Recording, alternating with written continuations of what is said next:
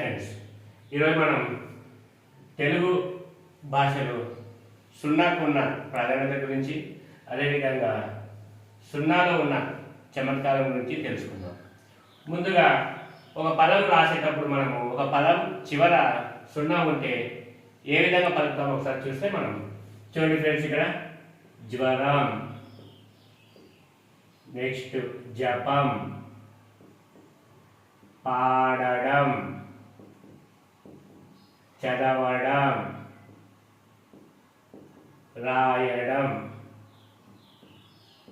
చూడండి ఫ్రెండ్స్, ఈ పదంలో లాస్ట్ సున్నా ఉంది కాబట్టి మనము జ్వరం మకారం వస్తుంది, జపం మకారం వస్తుంది, పాడడం మకారం వస్తుంది, చదవడం మకారం వస్తుంది, రాయడం మకారం వస్తుంది. అంటే ఒక పదంలో చివర సున్నా వస్తే ఆ పదాన్ని ఏ విధంగా చదవాలంటే సున్నా ప్లేస్లో మనం మకారాన్ని ఉపయోగించి చదవడం అనేది అందరికి తెలిసిన విషయమే. కానీ కొన్ని పదాలు చూడండి ఫ్రెండ్స్, ఇక్కడ అంకే, నెక్స్ట్ అంబా. చూడండి ఫ్రెండ్స్, అంకే అన్నప్పుడు మనం ఏ విధంగా ఉచ్చరిస్తాం? అంకే. అంబాకి అంబా. చూడండి, ఇక్కడేమో నకారం వచ్చింది, ఇక్కడేమో మకారం వచ్చింది. కానీ రాసేటప్పుడు మాత్రము ఒకే విధంగా రాస్తున్నాం, పలికేటప్పుడు మాత్రం ఇక్కడ చూడండి అంకే, అంబ, నెక్స్ట్ అంపకాలు, అంపకాలు, అంప. ఇక్కడ ఏమంటున్నాం మనం? అంప. నెక్స్ట్ వంట, వంట. పలికేటప్పుడు మరి మాత్రం వంట. చూడండి, ఈ చిన్న తేడాను మన విద్యార్థులకు ఏ విధంగా బోధించాలంటే ఒక చిన్న ట్రిక్ ఉంది ఫ్రెండ్స్. దాని ప్రకారం మనం విద్యార్థులకు సులభంగా అర్థమయ్యేటట్టు మనం బోధించవచ్చు. చూడండి,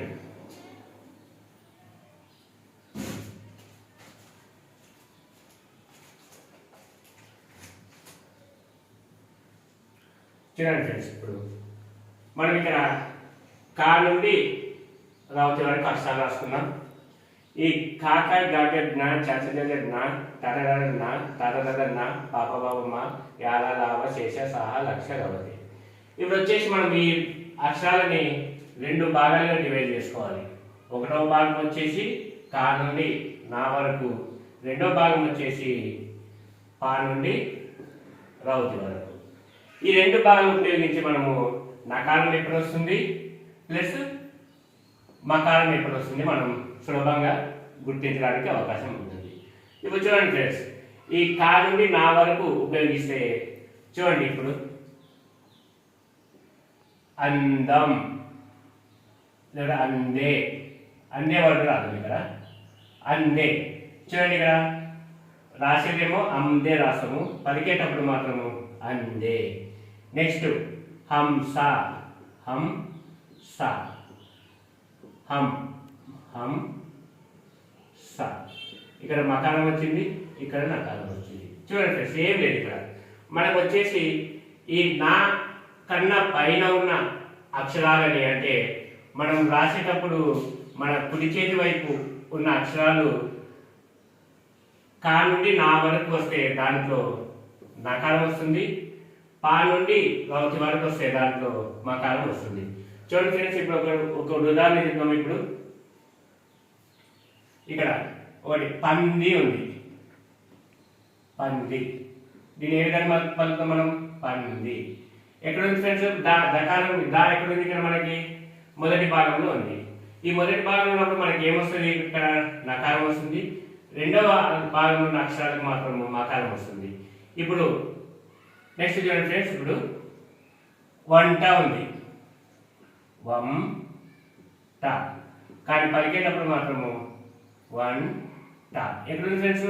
ఇక్కడ టా వచ్చేసి మనకి ఇక్కడ మొదటి భాగంలో ఉంది, అంటే ఈ మొదటి భాగం సంబంధించి నకారం వస్తుంది, ఈ రెండవ భాగం సంబంధించి మనకి మకారం వస్తుంది.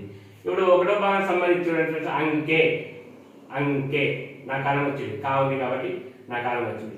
పంచనామ, పంచనామ మొదటి భాగంలో చా ఉంది కాబట్టి అది నకారం కిందకి వస్తుంది. నెక్స్ట్ పండితము చూసాం. నెక్స్ట్ ఖండన, ఖండన చూడండి ఫ్రెండ్స్, ఖండన ఇక్కడ ఉంది, ఖండన. చూడండి, నా ఇక్కడ రాసిన పలికేటప్పుడు మనం ఖండన ఈ విధంగా పలుకుతాం. అదేవిధంగా రెండవ భాగానికి సంబంధించి చూడండి ఫ్రెండ్స్, ఇప్పుడు రెండవ భాగానికి సంబంధించి మనకి గంబ, నెక్స్ట్ అంబ, నెక్స్ట్ అంపకాలు, నెక్స్ట్ హంస.